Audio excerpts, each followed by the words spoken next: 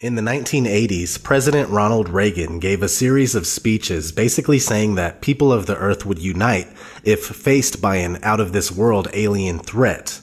I couldn't help but say to him, just think how easy his task and mine might be in these meetings that we held if suddenly there was a threat to this world from some other species, from another planet, outside in the universe.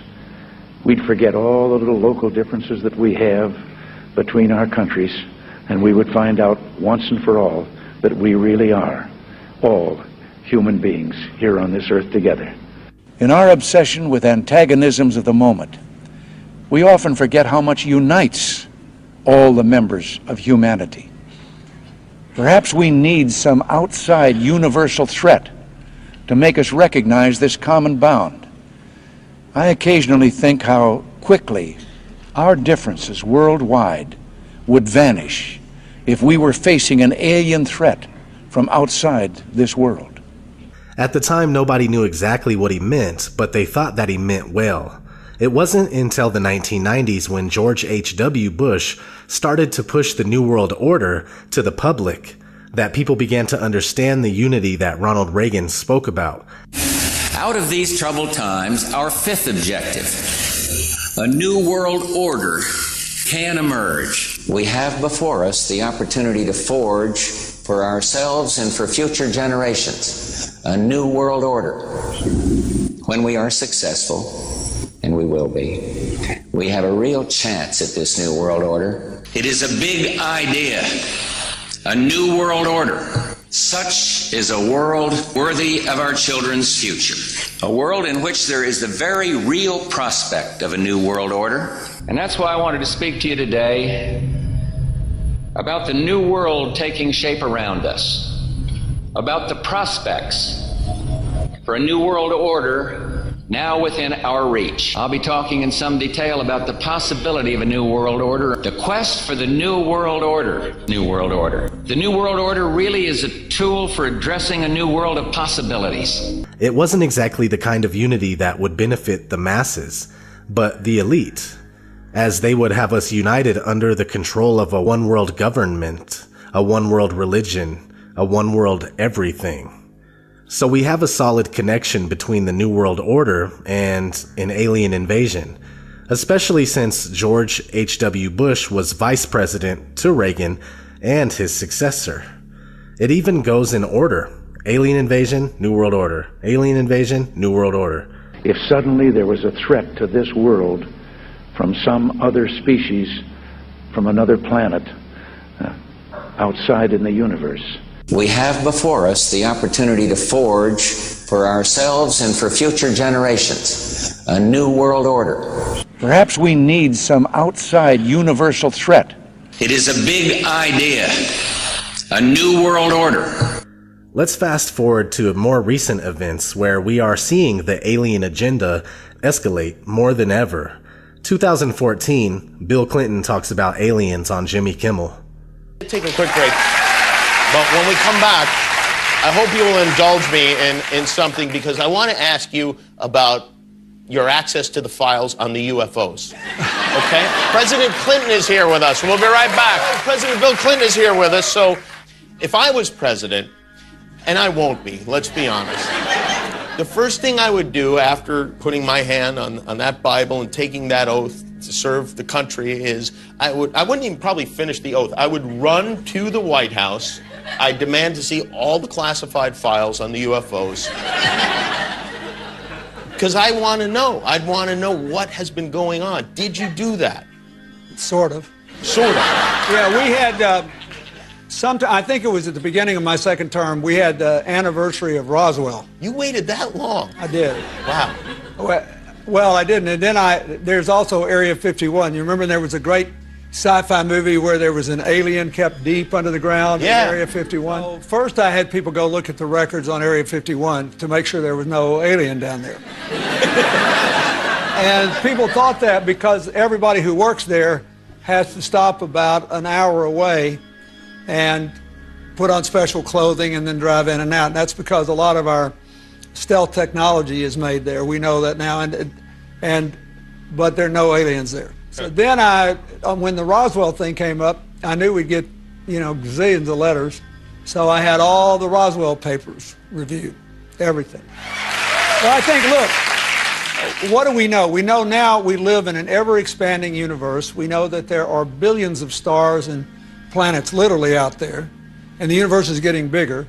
We know from our fancy telescopes that just in the last 2 years, more than 20 planets have been identified outside our solar system that seem to be far enough away from their suns and dense enough that they might be able to support some form of life. So it makes it increasingly less likely that they might be able to support some form of life. So it makes it increasingly less likely that we're alone. Oh, you're trying to give me a hint that there are aliens. No, I'm trying to tell you I don't know. Oh, you're trying to give me a hint that there are aliens. No, I'm trying to tell you I don't know. Oh.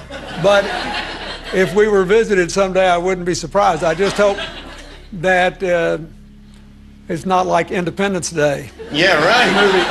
That it's a conflict. Well, now we have friendly Maybe the only way to unite this incredibly divided world of ours. They're out there. We better think of how all the differences among people on Earth would seem small if we felt threatened by a space invader. That's the whole theory of independence. You're right. Everybody gets together and makes nice and, Perhaps we need some outside universal threat. 2015, Barack Obama talks about aliens on Jimmy Kimmel. This is something I feel like, if I was the president, and it's unlikely that that is ever going to happen. You never know. If I was the president... It was unlikely that I was going to be president.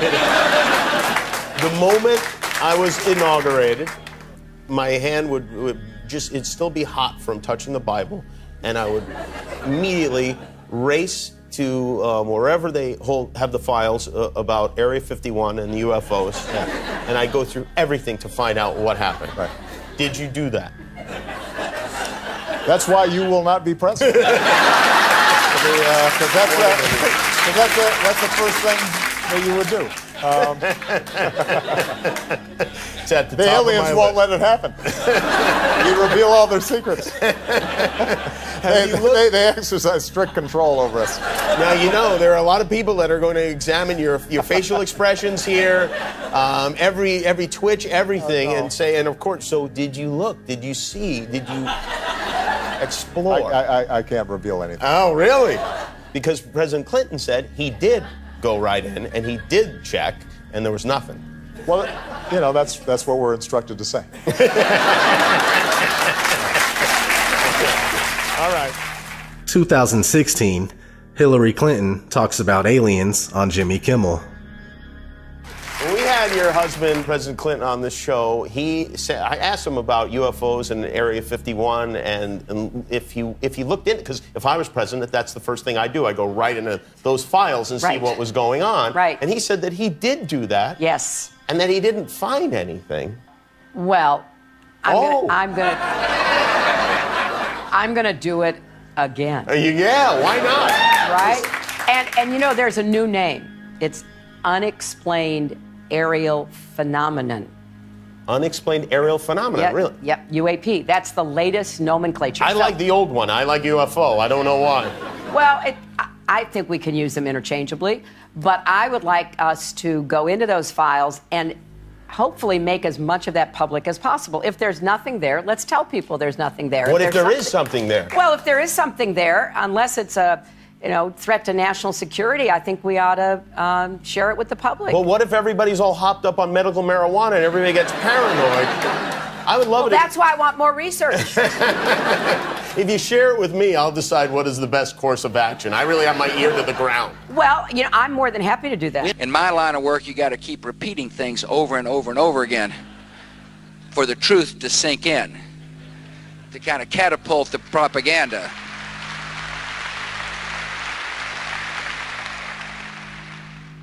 So you see, what used to pass for a tinfoil hat theory is now being pushed by the mainstream and accepted on a wide scale. In fact, the popular theoretical physicist Michio Kaku seems to be a pawn for programming the masses with the belief in aliens. A crisis of leadership. We've been talking about this all week. But what if there was some sort of outer space crisis? An alien invasion sounds crazy, perhaps, but then who thought we'd ever see the stock market swing 5% a day all week long? So maybe it's not as far-fetched as it sounds. If aliens invaded, who would step up to lead us in that fight, and could we even win? That's just one of the questions the Discovery Channel's new series, Curiosity, looks at. Joining me now is physics professor Michio Kaku, who is a consultant for the series. Professor, welcome. The biggest question before we get any invasion is, do aliens even exist, and how would we know? Well, the Kepler satellite currently orbiting in outer space has identified about 50 planets that seem very much Earth-like. In fact, every week we discover another Jupiter-sized planet in outer space. Now, to be sure, most of them probably have no more than microbial life, just germs. But a few of them may have intelligent life, perhaps even more advanced than what we have on Earth. Now, so how does this actually work? When Discovery decided they were going to do a show on alien invasions, your phone rings because you're on the sort of speed dial for theoretical physicists who can help them do the war game for how this might play out? Well, believe it or not, we physicists have actually studied the question of what happens if we do encounter a hostile advanced civilization in space. Open your mind to the possibility that one day we will make contact with an intelligent civilization in outer space that could be thousands, millions of years ahead of us in technology. The Kepler satellite has identified 2,000 planets orbiting other star systems. So tonight, when you look at the night sky, realize that somebody could be looking back at you. Now, if there is a life form out there, they could be literally millions of years ahead of us. The universe is 13.7 billion years old, so a million years is nothing compared to the age of the universe. I mean, we have nothing to offer them. Are we going to get answers in our lifetime about this? Well, next we're going to focus our radio telescope to see whether we can eavesdrop on their I Love Lucy. Maybe they too have, Leave It to Beaver and TV shows like that. So we're going to focus our radio efforts now on this star to see whether there's any regular radio emissions from that planet. Oh, it's so exciting. Michio, thank you so much for joining us. Yeah, my pleasure. The big question of, do you think there's intelligent life elsewhere out there? Do you think there is? And if there is, do you think it's visited us before? Well, the big question is there intelligent life on the Earth? And I think not, by looking at the presidential debates. However, we have to look at the fact that just this week, NASA released the fact that 1,200 planets were discovered by the Kepler satellite just this past week. We always learned in school that there were 9 planets if you wanted to include Pluto. Yes, if you did or if you didn't want to. But with all the newfangled telescopes out there and in space, the discoveries seem to keep coming. So Linda Schmidt tells us about NASA's biggest haul yet. NASA's Kepler Space Telescope has made a groundbreaking discovery: 1,284 new planets. This NASA animation shows that it is the single largest collection of planets that have ever been found. I think it's really exciting to find that when you look up in the stars, at the stars at night, many of those stars have planets just like our solar system. And now we know that for sure. And so we now know that perhaps there are 1 billion Earth-like planets in our backyard, the Milky Way galaxy. Go out tonight and have an existential shock, looking at the night sky, realizing that there are probably 1 billion planets that are Earth-like. I think I only had to memorize 8 of them in school. I think I got off easy. Right. And to think that we're the only game in town, I think, is kind of presumptuous. That question, though, the idea that there is intelligent life and it's been here, do you think we've been visited by extraterrestrial intelligent life? First of all, I think they're out there, okay? To kind of catapult the propaganda.